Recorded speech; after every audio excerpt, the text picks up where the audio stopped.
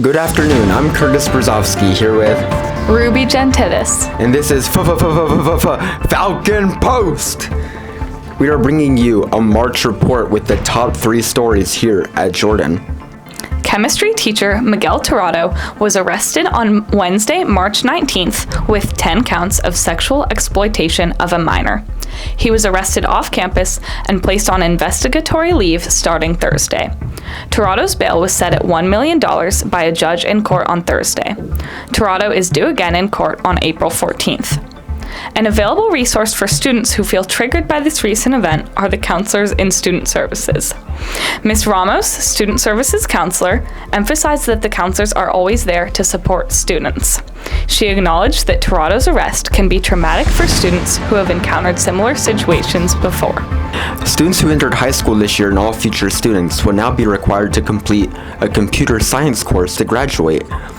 This is part of a new amendment by North Carolina law, which was passed in September of 2023.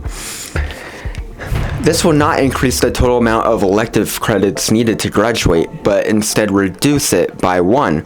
All public schools in North Carolina will be required to implement this by the 2026-2027 school year. At the moment, it still seems uncertain if these changes will be worthwhile, but we will have to wait and see. But it does seem like Jordan will have to find quite a few new teachers to help this happen. Our spring musical is currently being put on by the theater department. The question that the cast of Big Fish gets most frequently is Big Fish about a big fish? The musical is actually about a man named Edward Bloom who is telling his son his life story before it's too late. His son, Will, grows increasingly frustrated with his answers, which are in riddles and stories. Edward Bloom tells a vibrant story with daffodils, tap dancing, a circus, and witches. If you want to find out where the Big Fish comes in, you'll have to see the show. Despite the current success of Big Fish, at first the show had a rocky start.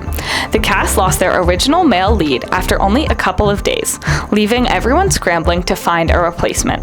Luckily, Andrew Schreiber Sr. stepped up. Despite the fact that Andrew has not done theater since middle school, he is mastering the role of Edward Bloom, just as the rest of the cast is working hard to ensure the show is a success.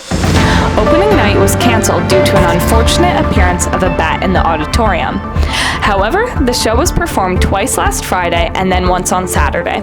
Tickets are still available for this Thursday, Friday, and Saturday.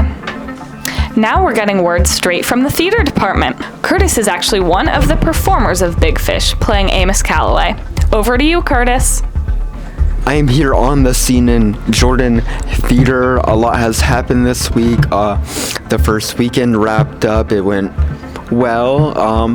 I know the theater wants to sell more tickets over the next 3 shows coming up, so that's a big goal, but I'm not sure if you can see a lot is happening here in the theater right now during third period. Yeah, I might be exaggerating. There's not much happening, but this is your look at behind the scenes of Big Fish. Back to you, Ruby and Curtis. Thank you to Jordan Innovation Lab for their support and partnership with making this video. You can find copies of the March issue of Falcon Post in Student Services, the Media Center, the front lobby, or the front office. This has been Curtis And Ruby. with Falcon Post. You. Hang on. Okay. We are bringing. I can't talk. We are bringing. Sorry. Don't laugh. We are. I was just sitting there trying to think about how do I look at the camera right now, or do I look over at Ruby, or do I look over at the file cabinet smile to complete a I can't talk. The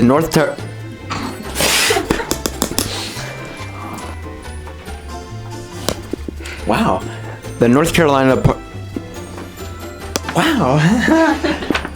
How happy I am. However, the show is... Whew. The end? Yeah, a lot of... I don't know. Signing off. We can do that. Wow, that was